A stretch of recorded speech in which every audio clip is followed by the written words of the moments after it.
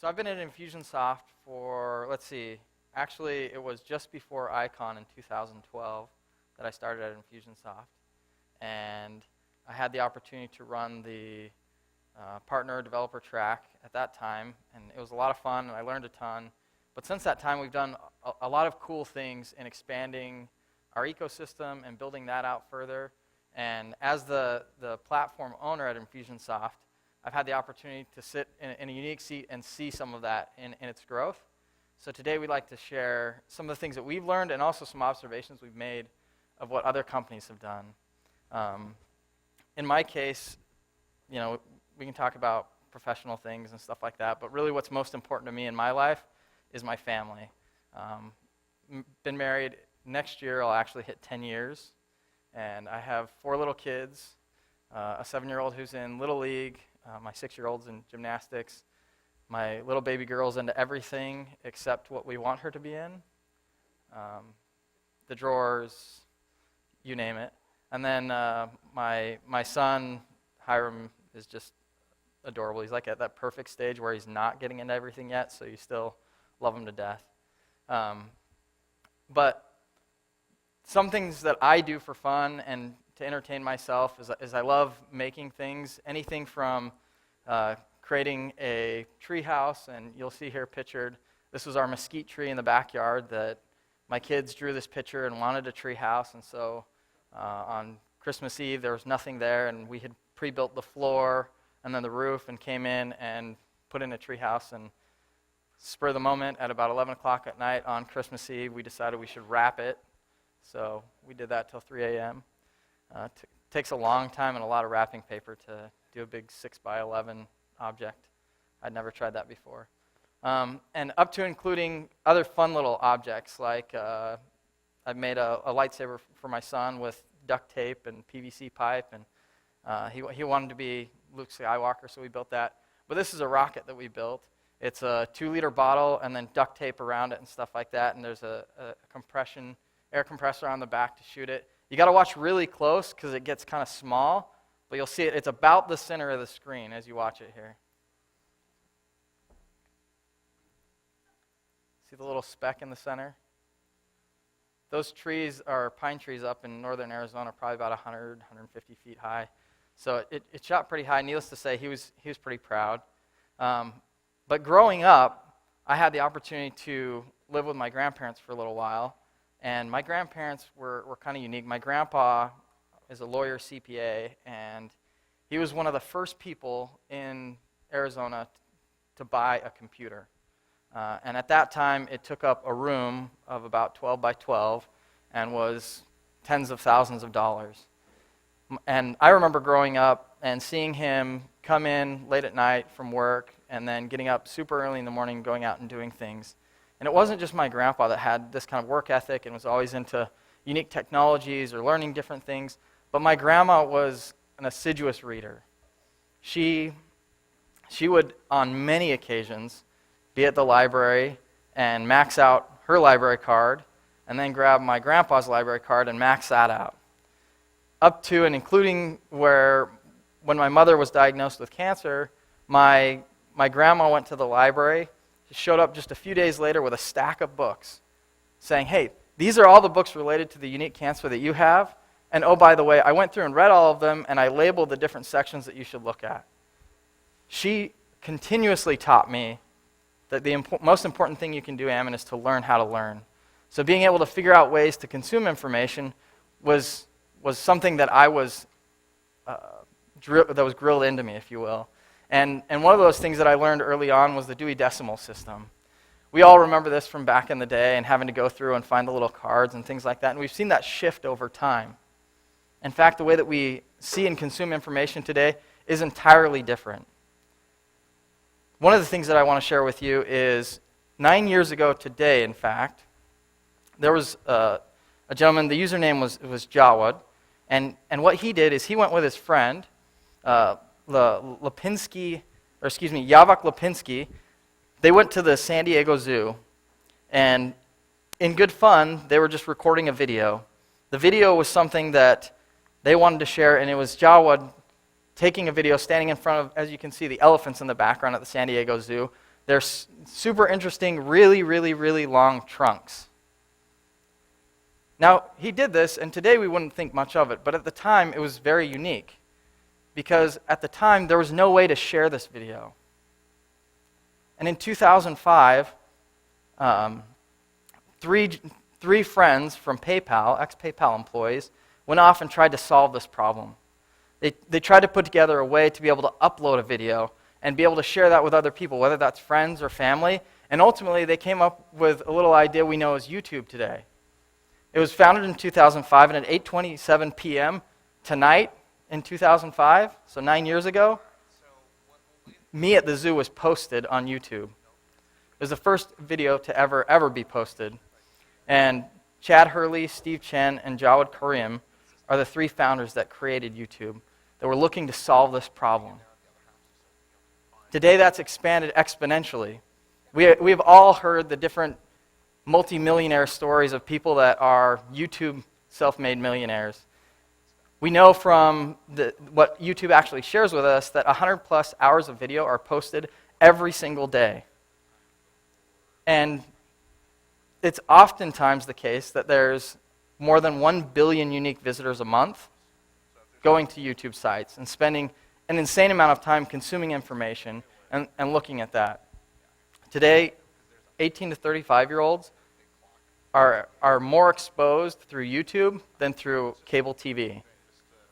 And on top of that, it's the third highest ranked site on the internet, behind only Google and Facebook. So our world changed 9 years ago today. And I would propose that it was for the better. Sometimes that's questionable. I would have never heard of Psy and Gangnam Style had there not been something like YouTube.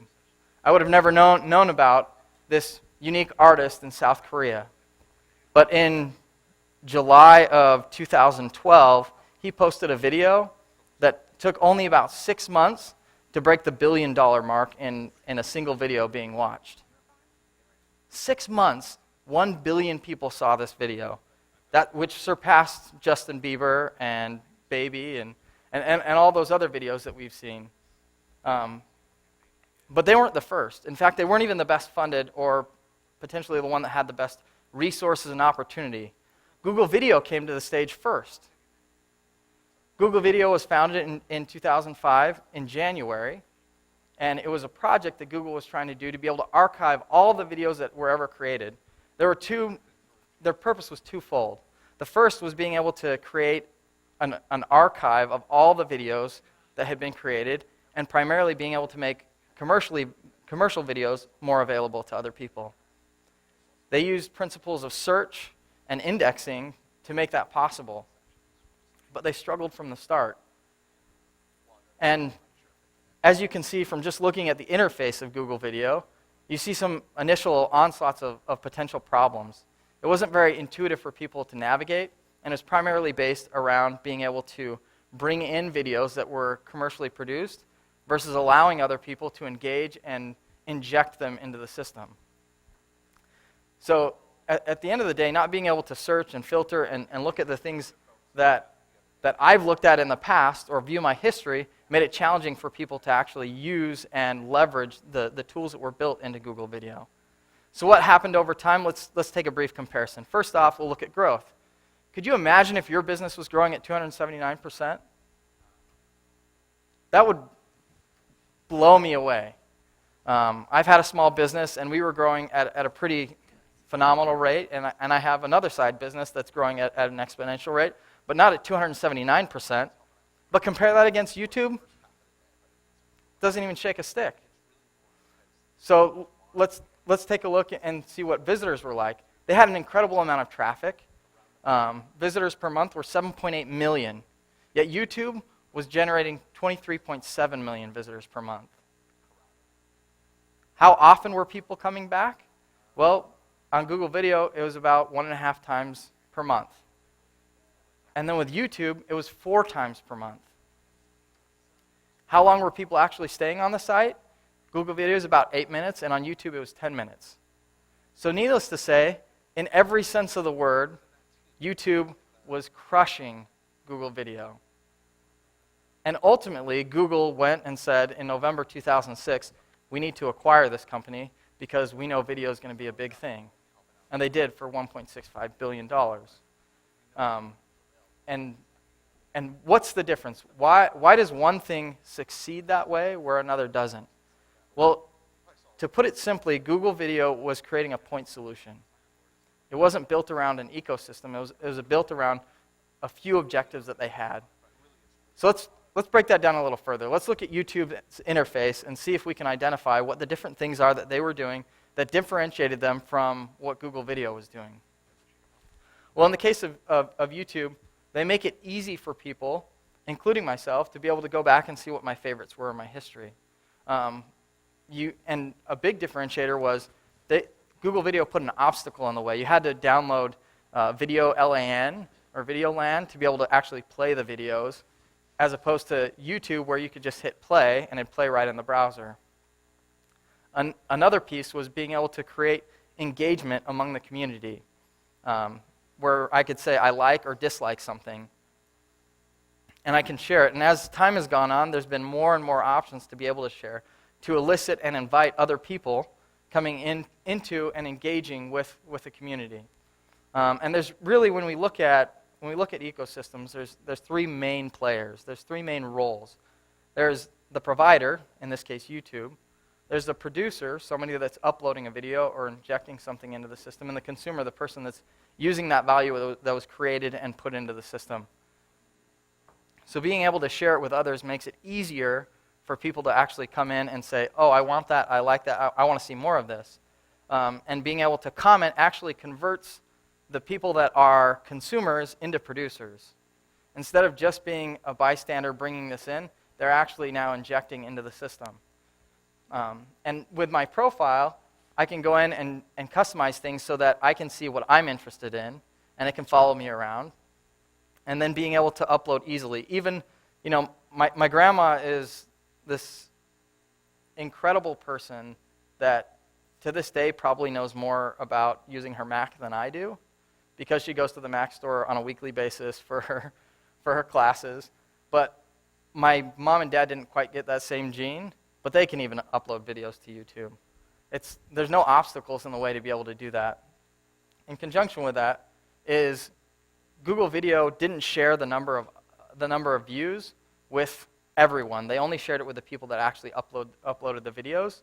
And YouTube was very transparent to anyone of how many people watched it and if they like or dislike something. And ultimately, the selection is another element that brings people into and a desire to consume and spend all that time and energy in YouTube. So how do we, when we look at going to build a solution or build something that's meaningful to a greater audience, go about doing that? There's one word that's kind of shifted over time in what it means and how it's delivering value, and that's platform. Building platforms and looking from that angle of being able to look at a broader and more expansive view actually enables that possibility. Unfortunately, the meaning has diluted some people's understanding over time. And if we look at the usage of the word back in its original sense when it first appeared in ancient, Old French and Old English, it originally merely meant a plan of action or a strategy. Then it moved on to be a political platform, likely inferring what people were standing on to communicate a message. And then as time went on and the platforms that people got onto trains and got access to the broader world came into play, the usage of the word actually increased exponentially until about the 1940s when cars were introduced. Started to peter off. And then in the 1980s, it took an uptick again.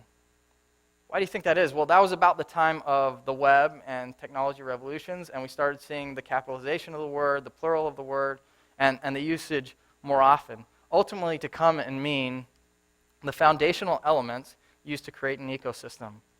The things that give you access to something much greater than the simple or single object that you have or that you're creating. So what are a few platforms? Can anyone think of companies that you would say are a platform? Just shout out. Amazon? Salesforce, Amazon? .net? Yeah. All of these I would consider platforms. One example that I think is tangible and palpable for everyone is one that most of us are probably carrying in our pocket or have the competitive product to it, and that is Apple. Apple took a huge stake out of the market in being able to do what they did, and the principal reason for that is what they were doing with their platform and how they created that with the intention. I mean, when you look back and see Jobs talking about what the desire to go into mobile, and when they first made a stab at that with the Motorola Rocker and found, I don't like that solution. It doesn't solve for the entire ecosystem. He pulled back and said, we're not going to do that. Instead, we're going to make this synchronize the way that we want through everything, and we're going to control the end-to-end solution. So when we look at Apple's mobile platform, we see that there's the iOS, the thing that people are actually using to leverage their phone. And on that phone, it has limited functionality, limited in comparison to what consumers demand. And consumers have other things that they want to do with it that aren't the default, that are just built in there. So they enabled developers, and the first version was through their Safari engine. And then later, as it's grown, they have obviously a very strong and vibrant developer community, which has enabled the millions of apps that we're seeing, or million-plus apps that we're seeing in the App Store. And ultimately, people are able to connect that through the App Store. All of these elements are essential. There's a necessity to have a connection and the ability to create and inject value, and then the group and backing behind them to bring in the attraction from other people coming in. And the roles, as we talked about earlier, you can see here. There is a producer, the app developers, there is the provider of Apple, and then there's the consumer, those that are actually using that. So let's look at a few examples. We're going to walk through a few examples here on other companies that have done this and kind of break down what that looks like. And then we'll go into some of the things that we've been doing at Infusionsoft and some of the things that I would recommend you do as you go to build a solution. First off is Expedia. Expedia, I didn't know this until I did the research, but 90% of their affiliate network, or that is to say $2 billion, comes from their API. And what they've built is a travel agency platform, if you will. So there's, like I said earlier, there's different roles that exist. There's the provider, which is Expedia, that gives the opportunity for other people to grab these valuable travel options. Then there's the producers, which are the travel agents, the airlines, the rental cars, the hotels, and then there's consumers. And interestingly enough, consumers not only act as consumers, but they also act as producers. They wear the producer hat, because when they like a hotel, they rate them, or they make a comment on them, or they put something else along those lines. And then in being able to continue and build the vibrant and strong platform they have, it's been through the volume of visitors that they have and all the travel options that they're able to create because of the connections that they've built and the consumption that's going on. They're able to offer additional guarantees and build a reputation that brands them as something that's reliable and useful. Another example is Google Maps. If we look back at early 2000s, I think all of us probably used MapQuest. But where's MapQuest today? It's not really. The comparison is that ultimately Google Maps grew at 300% and MapQuest grew at 20%. Why is that? The key differentiation was all the things that Google was doing to increase the value of their mapping capability and mapping functionality as a platform. They built a powerful API, and in so doing, they had additional producers. So they enabled other people to inject and then consume that in different ways and provide ratings, reviews, information, all the things that we now look as commonplace in Google Maps were things that they were actively pursuing, such as Street View or walking directions or public transit. Those are all things that they were adding in and trying to add more value into what people were seeing. So ultimately, we as consumers could then also go use that and then make comments or correct using public domain and other information. The other things that they've done being able to connect things is through their powerful search and their accurate directions. And then in creation, being able to update the content on an ongoing basis has enabled them to make a bigger impact than what they would otherwise in just being able to do the mapping and having the ads on the bottom like MapQuest did when I used to print them off. And then Netflix. So Netflix is pretty interesting because originally they hadn't had all these things in mind. They started out as a product. Their role was just to mail you a DVD. But as time went on, they learned that they wanted to crack a larger nut and be able to get a more expansive and better offering than what they originally had. And, they've had their challenges just like anyone else. But when they decided to do that, they looked at all the devices that existed out there in the streaming options, and they said, there's no way for us to do this, to build for all these different things. So what they decided to do, and about 5 years ago, when we look at, in this case, their API traffic, they looked at it and said, wow, 98% of all our traffic comes from outside our building. But now if you go look at their 2 billion plus calls per day, 99 point something, or that is to say 1 million calls come from outside, and 2 billion are them internally making those calls. What I mean by that is they figured out that for us to scale and support all these different devices, we need to bake that into the product so that can be possible. So that we can change the way people are looking at it, and so that when I go in on my iPhone or on my TV, I have a very similar or meaningful experience. And in so doing that, they've also been able to have the incredible recommendation engines that they've built along the way. Another example of a company that's been able to shift from being a product and working their way into becoming a platform is Rosetta Stone. And this is a picture of the actual Rosetta Stone, which contains the Decree of Memphis on it. It's 3 different languages: ancient Egyptian, hieroglyphics, and then the other is ancient Greek. And Rosetta Stone, if you're familiar with it, is one of the most well-acclaimed language learning programs. Originally, it was a box solution, if you will. I could go buy it in the store and buy the DVD, go home and install it and use it, and if I enjoyed it enough, I would continue to use it. Rosetta Stone started to see that, one, we don't have a long-term, the long-term viability of this is very hard because somebody buys it and they have it. The other challenge that they ran into was they also saw that most people weren't using the product, but they knew that if people used it, they would continue to use it. So they stepped back and said, all right, how can we actually build this in such a way that drives engagement, that drives satisfaction, and we can get a longer-term benefit out of it? And now if you go look at Rosetta Stone, the big thing that they're pushing is their online learning platform and tools. And what that consists of is there's native speakers all over the world that are people that are tutors in their ecosystem. There's the individual people, so those are producers. There's individual people that are learning, the consumers are the learners. And then they're providing the ability, the rooms that people go to online, the digital rooms that people go to participate and interact with other native speakers. And they found that the engagement, so let me just read some of the stats here. 91% of those people that participate in the webinars are 2 times as likely to use the product that they purchased. So a 2 times increase in being able to use the product. And they're 5 times as likely to renew the online subscription. So they're willing to continue to pay because they're getting the value out of what they intended to get from it. And at the end of the day, they're increasing customer engagement, which drives down customer acquisition costs and increases customer lifetime value. We've seen that for ourselves at Infusionsoft, but it's not just digital products. It's not just software.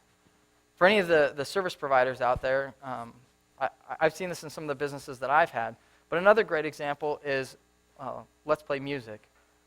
So Let's Play Music started in Windsor, Arizona about 2 years ago and has grown significantly over its lifetime. It was started by a lady that felt like being able to teach children music should be fun. It should be engaging. But we need the parents involved. We need more engagement from people around them. And so what they did is they they built a system where they give the children small, and you're going to have to excuse me because I don't even remember the name of what these little ding things are. The xylophone, thank you. I remember like the big xylophones, though, not the little tiny ones. They give the children the xylophones, and then they actually teach them music theory, but they don't tell the children that they're teaching them music theory. They just have fun with it and make games and do songs. And they engage the parents because the parents are required, if your child is in this program, and one of mine is, the parents are required to come and participate on a bi-monthly basis. So they have to come every 2 weeks and sit down, and the parents are able to see the improvement in their children's ability to identify music, sing music, and play instruments. And then later they graduate them into playing the piano and different songs. To the culmination where they graduate, they actually have to compose a song themselves. So being able to look at and see how can we get more engagement from the person that's actually purchasing, the parents, as well as the child that's going through the process, helps enable the products of an ecosystem and the ability for retention and satisfaction in whatever service or product offering that you have. And to be quite honest, 2 years ago, a lot of the things that we've done towards becoming more of a platform and solving for our entire ecosystems were merely ideas. If we rewind the clock, we didn't have a marketplace. It was simply a resource directory. We didn't have a good way to connect the problems that our customers were facing with the solutions that our partners had. If we rewind the clock, we also see that we didn't have a formalized developer program, and we were just starting into our consulting programs. We also weren't using our own API, or dog fooding as it's called, and we didn't have a team focused on our API and a team focused on our marketplace as we do today, and we didn't have consumable campaigns. These were all hindrances. So in reality, it was merely a dream at the time. Since that time, let's make a comparison. Let's look at what Apple has to make up their mobile platform and how they're solving for their entire ecosystem, and see how Infusionsoft stacks up. Well, first off, when we look at Infusionsoft, we know that there is our main application, our flagship product, which is what most of our customers use.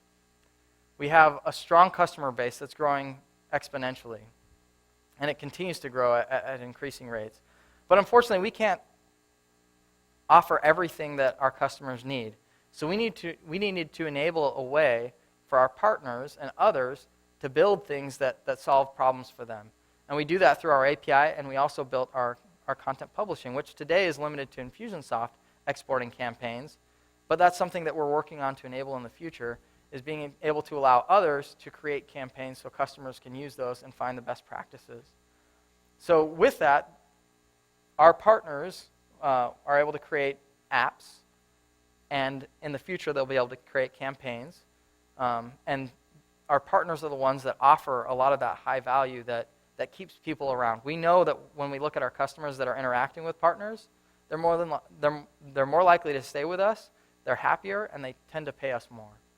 And ultimately, we're able to connect them through our marketplace. So Apple does this very seamlessly. We're in the process of working on that and making that better and better.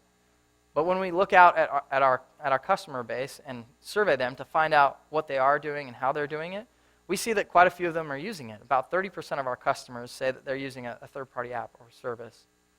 But I can only imagine when this is inversed, when our third-party apps and services are solving for the vast majority of our customers instead of a small subset. And we see that in the rate that people are consuming our API. This is plotted over about the last 2.5 years, and you can see that it has grown exponentially. It's really actually interesting if you plot it against our emails, because it trumps by a long shot our email consumption. And we are an email service provider. Then when we look at what people are actually doing when they go to the marketplace and what they're looking for and what they're pulling down, it mirrors what we've asked people in surveys. It comes out in our site analytics that 68% of them are going for apps. And it really just makes sense when you stop and think about it. If I'm looking for a high dollar item like a service that's fairly customized, I'll probably do that once or twice, but not all the time. Apps, on the other hand, I'm constantly downloading different apps on my phone. And just like that with Infusionsoft, I may go to the App Store once in a while to get additional insight or tips or some consulting, if you will. And those are highly valuable. But on a more frequent basis, I'm going to go download these little other solutions that kind of plug in and are apps that I can use that enable that. In conjunction with that, the campaigns that we built, we've seen about 28% of our customers are going to find campaigns, something that we released about a year ago, just shy of a year ago. Customers are going to consume these campaigns. But what is Infusionsoft all about? What is our goal? What is our mission? Our mission is to help small businesses succeed. When I look at that, and when I stop and think about that as a platform, how do we do that? How do we actually solve and help small businesses succeed as a platform? Simply stated, we help small businesses make better decisions and then execute. This is something that we're actively working on and something that we're diving into to be able to make it possible to better help our customers do these things so that they can be informed on the customers that they have and what they're doing, much like YouTube did in being able to say, here's a custom list of recommendations based off of who you are and what you're doing. And these are things that you should be looking at or that are trending or that people liked or disliked. And oftentimes the way that we look at that and talk about that is becoming a system of record. And for us to become a system of record, in my view, we only become a system of record for those things that we are the best at. Because we're not going to replace QuickBooks. That's not our intention. Not only that, I think it'd be unlikely. We're not going to replace Facebook. It'd be pretty hard to replace Facebook. And I don't think we should go after that. However, we can get that information and ultimately become what I believe is the best form of system of record, a data master, where we're pulling in information to make it meaningful for our customers to go to one place, find the information that they need, and make an informed decision and take action immediately. What exactly does that look like? Candidly, I'm not sure yet. That's something that we're trying to figure out and look into. And if we look at other companies, somebody mentioned Salesforce earlier, there's two acquisitions that they did, two big announcements that they did recently. One was they integrated with Evernote. And in the announcement, let me just read what it says.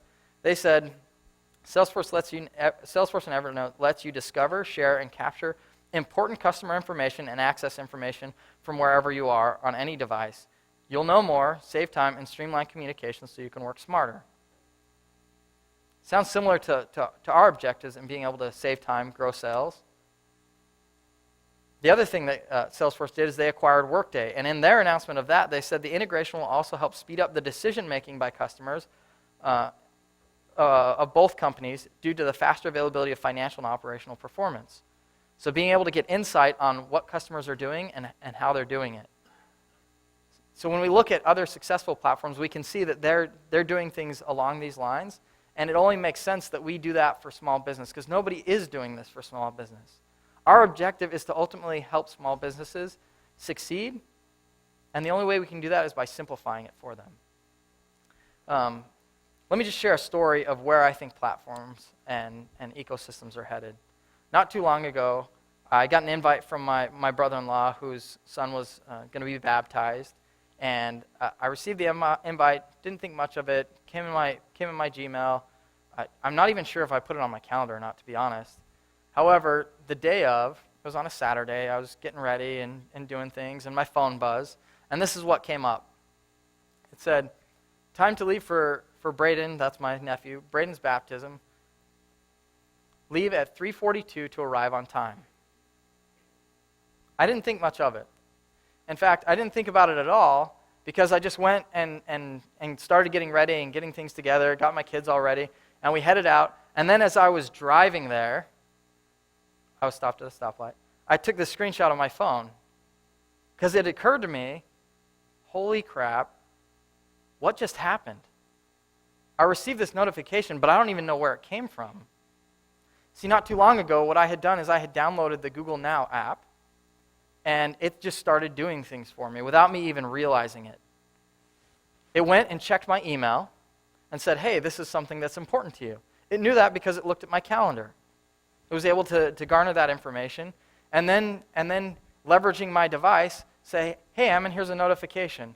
And oh, by the way, I did the heavy lifting for you. I know where you're at because I know you're carrying your phone. And let me route the distance and how to get there. So let me tell you the exact time you need to leave so you can get to this destination that you want. And ultimately, I get great notifications like that all the time on my phone. One such example is being able to tell me about an anniversary, which is kind of an important thing to remember, in my view. It just started working for me. And in my view, that's where all of the major platforms are headed. So what are some of the big things that you can do? First off, I would recommend being able to look at what you're doing with whatever product or service it is and find a way to drive engagement. That was the biggest difference for Facebook compared to MySpace. MySpace had a huge jump on them. But Facebook was able to drive engagement with their users. Not only their users, but the friends of their users. Getting more people to inject into the system and convert from just a consumer to a producer enabled the provider, Facebook, to get more traction and make a bigger impact. Not too long ago, I was in a conversation with Werner Vogels, who's actually the CTO of Amazon. And throughout the conversation, he mentioned several different things, but the three things that he said were important to Amazon was being able to provide selection, a better price, and convenience. And what that meant was we couldn't do it ourselves. Originally, Amazon looked like a big shark coming into the space of book selling. They were totally ahead of everyone else, and to the little mom and pop shop, it looked like they could be the juggernaut that would crush them. But what did Amazon actually do? They raised literacy in the world and made the mom and pop shop have the ability to sell a book, a unique book that nobody else would have access to somebody in Dubai or Italy or Wisconsin. They're able to connect them and realize that Amazon can't bring everything to the table, that the value needs to come from outside the four walls and enable others to be able to inject into that. And lastly, make it simple. Leverage data. Whatever data it is you have, leverage that so that you can make it more useful for others. Customizing search results, because when I search for something, I'm going to get a different result than you because Google knows that about me. And ultimately, today, I don't have to remember the Dewey Decimal System that my grandma instilled in me. I don't have to go through the process of checking out hundreds of books at the library. Somebody's already done that for me. I enjoy going and searching something or somebody referencing something and saying, oh, I wonder about that. I want to learn more about that, and being able to quickly Google it and get more information about that and consume that information. At the end of the day, these three companies have changed the way that we interact with the world. Facebook changed the way people create identities. Amazon changed the way we make purchases, and Google changed the way we consume information.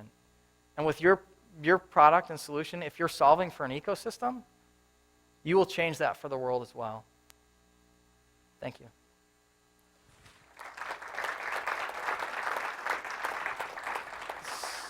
So I think we have about 10, 15 minutes. What questions do you guys have? 20 minutes, great. Yeah. Awesome. Did I confuse you, by the way? Did I confuse you at all, by the way? No. Okay, cool. Sorry, Betsy Bixby. Okay, Betsy Bixby Meridian.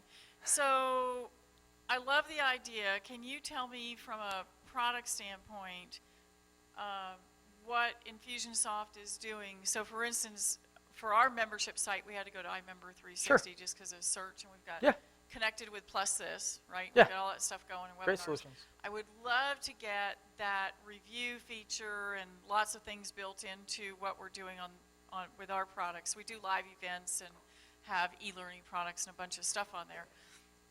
What is Infusionsoft doing right now that we can bolt on, or are there things already for us to do all that? To be able to enable your customers to provide reviews.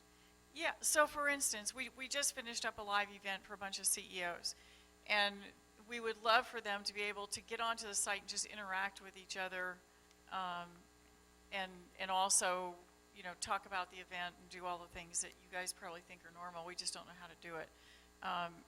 Does Infusionsoft have some kind of pre-built things now for us to be able to do that well? And through our tagging, in other words, for us, we use the tag for only the people who attended the event to be able to have some dialogue. And it's because we're in a niche industry that's very competitive, and, you know, Yeah. we don't want it totally public, but we want to control that. That's a great question. I would say Infusionsoft doesn't have a good solution pre-built in, but there are things that you can leverage. Like a good example that I'm just making the comparison in my mind, and you can tell me if this is applicable or not, is when I look at Infusionsoft and what we're doing with some of our partner groups. We have a partner advisory group, and we have a private Facebook page where they go connect. I would do something like that where I would invite them to that group, and if that makes sense, maybe it's better on LinkedIn or one of the other social platforms, but I would leverage them and create a private group within that so that there can be that interaction and connection, and you could potentially even make that a selling point of you go through this piece or program or this price or whatever, you get access to our private community that's interacting on an ongoing basis, and you're able to connect with these other great CEOs and get advice directly from them or something along that. So, LinkedIn the same way, because our guys are not doing Facebook? a lot. They're older, but they are doing LinkedIn. Yeah, I actually like LinkedIn for a lot of that stuff. Me personally, I only use Facebook really for my family and stuff. But and Joe would know this, LinkedIn, do they have private forums that you can create? Yeah, they have groups that you can set up. So there's private groups and more public groups. But I think what you're leading towards, you know, is probably have a public community so you can benefit from the testimonials and reviews. But if you don't want it to be so public, I think it would be a good idea to, you know, use something pretty simple, you know, like a web form. Collect that feedback and send it to you directly so you can act on it internally. But if you want it as testimonials to drive leads or raise awareness, I think it would function better. You want the engagement. I want the engagement Yeah. between the participants, not just with us. I want the engagement between the people. So, for instance, Icon, if you wanted us talking to each other, Yeah. that's what I want. Yeah. One thing I'll add is that we do have a solution out there. You know, it's Customer Hub that is fairly turnkey in terms of having some gated access, and you could bolt in a community in there. Right. We were video rich and article rich. And Sure. we weren't there yet. You will be, I'm sure. But Yeah, but it's not there today. Yeah. That's fair. Is there a question over? Yeah. So, Thank you, by the way. we do a lot of social content focused marketing, primarily because, hello, testing. Primarily because we've our niche, we essentially sell software to B2B. Uh-huh. We found that traditional marketing just doesn't work very well with B2B. Yeah. Email marketing works okay. I mean, you know, we do a lot of follow-up campaigns for prospecting and stuff like that, and that works pretty well. In terms of actually finding prospects, though, our content has really been a key element in driving prospects, and you know, so that we can do some conversion. But social media has also been a key player, specifically Twitter and LinkedIn. Facebook is kind of weak for B2B, but Twitter and LinkedIn have been really strong. We currently use Hootsuite as a tool for managing that process. But is there anything in the future? I know that Grow Social is there, but it's primarily for Facebook. It's not as strong for Twitter, and I don't think it has a LinkedIn element to it.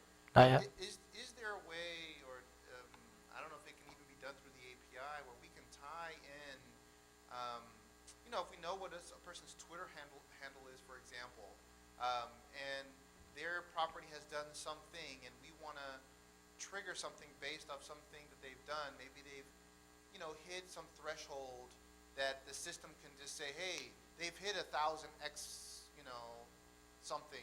They've done this thing 1,000 times. We want to tweet that or say something about that so that they see that we're trying to reach out to them.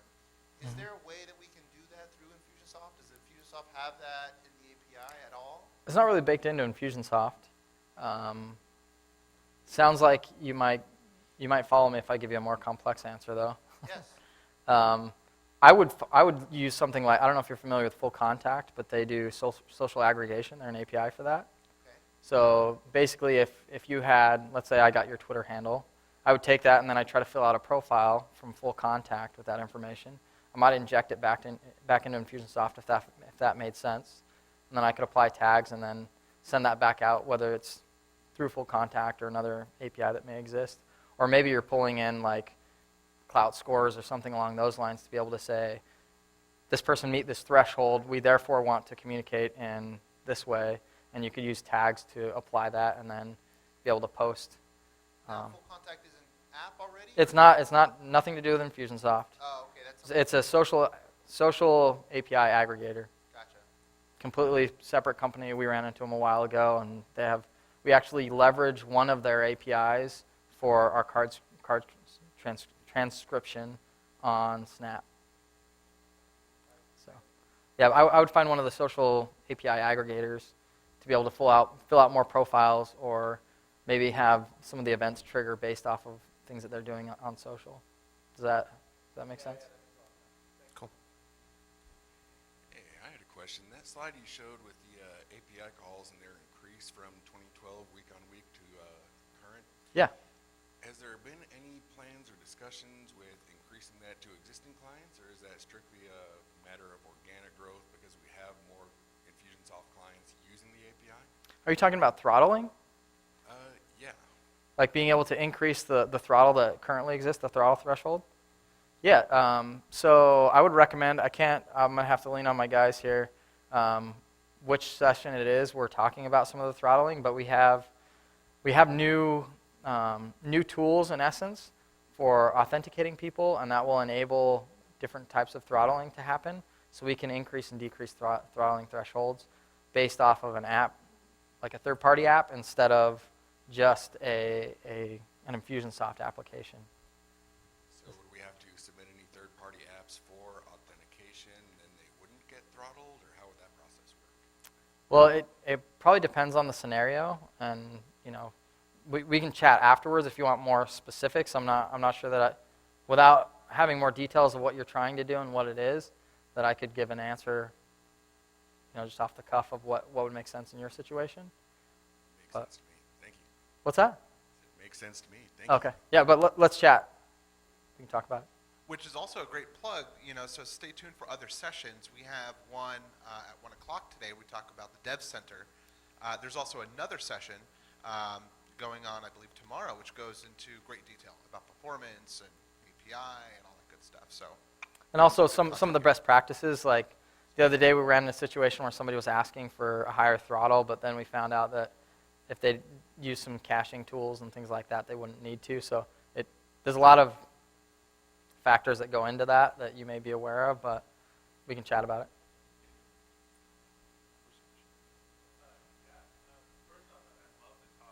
Thank you. The distinction you made between a platform and a product, and how you guys are really moving towards this platform model where you're now leveraging, a developer community to start adding on to your product and enhancing it. I think it's a great idea.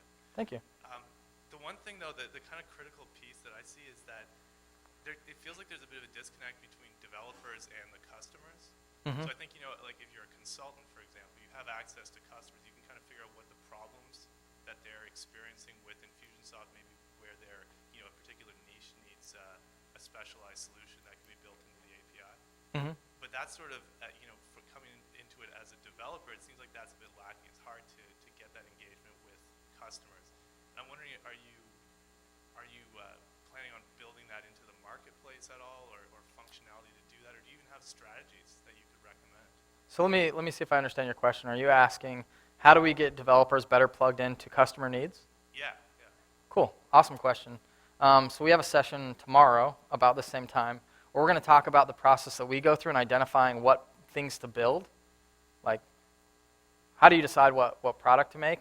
And the whole premise of it that we'll be talking about is customer understanding and trying to figure that out. We'll talk about some strategies there, so we can table the strategy discussion for that. However, how to get better plugged into them is a great question that I think we're just starting down that path.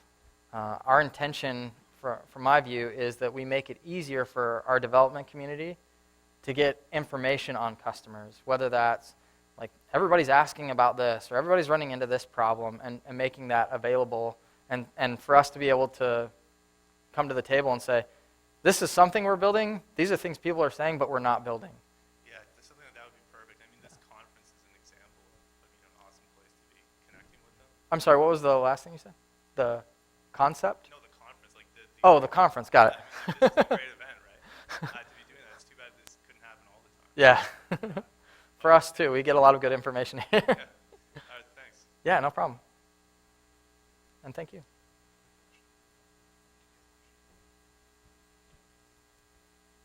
Hi, Hi. how are you?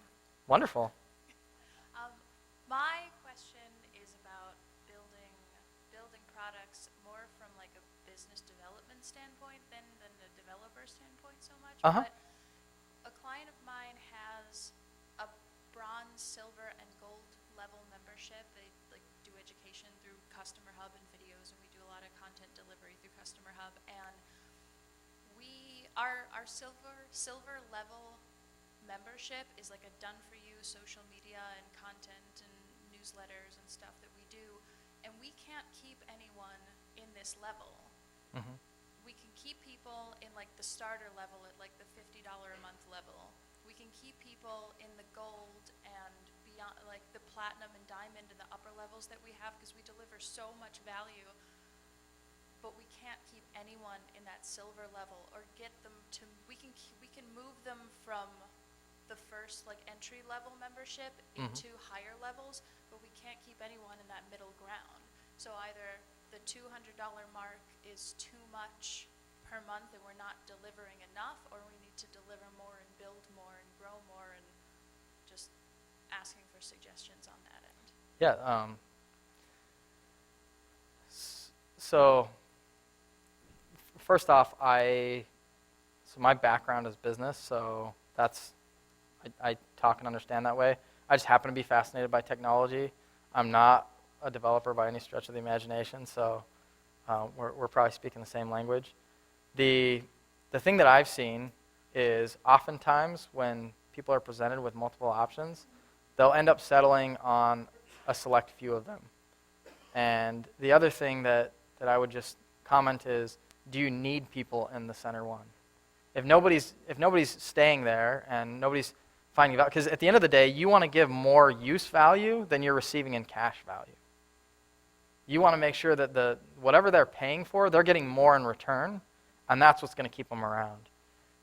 And in the product ideation session, we talk about how we do some quantitative, qualitative, and observational analysis, and what that kind of looks like in being able to determine, like the silver one that you're talking about.